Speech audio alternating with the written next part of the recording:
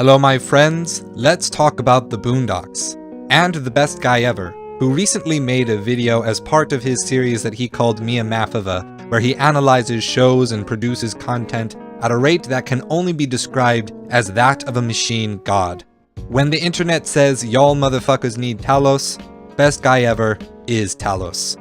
The particular video that stood out to me was his analysis of The Boondocks, a show based on a long-running comic strip that has produced some of the best social political commentary any American cartoon ever has.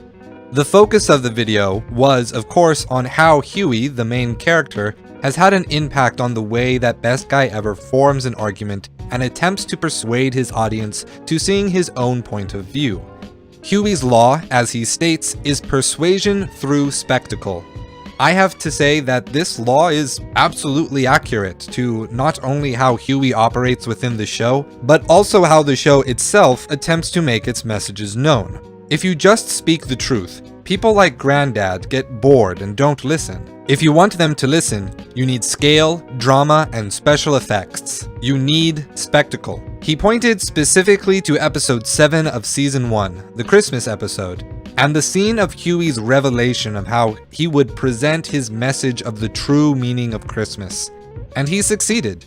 Huey made a large-scale, extremely dramatic Christmas play with celebrities and special effects all on the school's budget. And while Best Guy Ever's point was to outline what Huey's law is, I think as a result, he missed the most important aspect of Huey's law. Huey's law doesn't work. The Boondocks is an extremely self-aware show, and the show not only comments on important social political issues, but also on its own means of commenting on society. In more episodes than not, the Boondocks lets you leave the episode with bitter tastes and disappointment.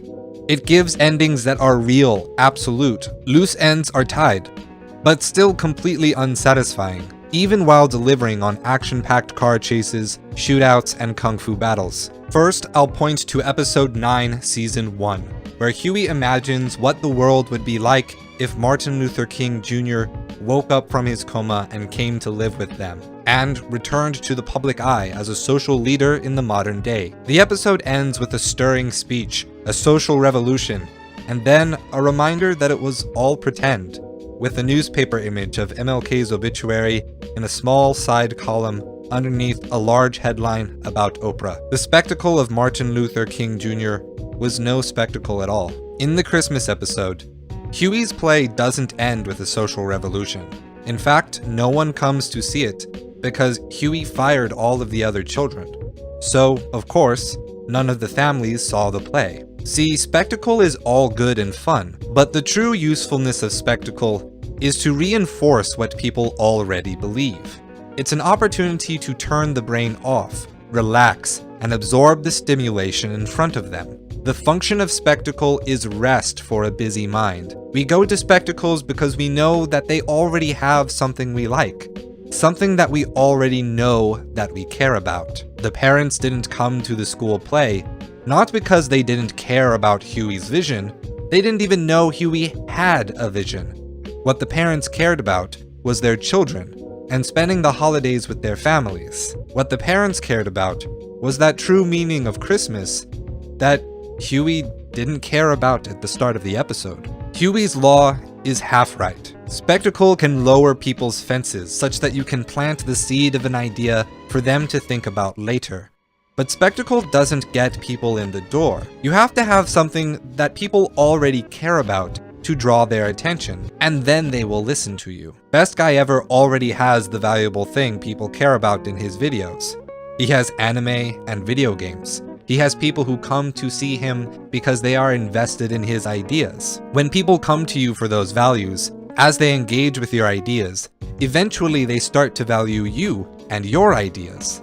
The audience comes to care about your opinion as they would their friends, and they will want to talk about it with you. This, my friends, is called philosophy. Philos meaning the love that exists between friends and family, and sophos meaning wisdom. And the method of philosophy as a tradition has always been dialogue. The word philosophy thus means wisdom through the loving dialogue between friends. Huey's law, as a method of persuasion, fails when you make it your end, when you make it your purpose to have spectacle. The spectacle of Huey's law is a great means. It keeps people around and it makes people happy. However, its real power is in being a means to true philosophy. When you add it to the value that attracts people, Huey's law opens the dialogue. Thank you for watching, everyone.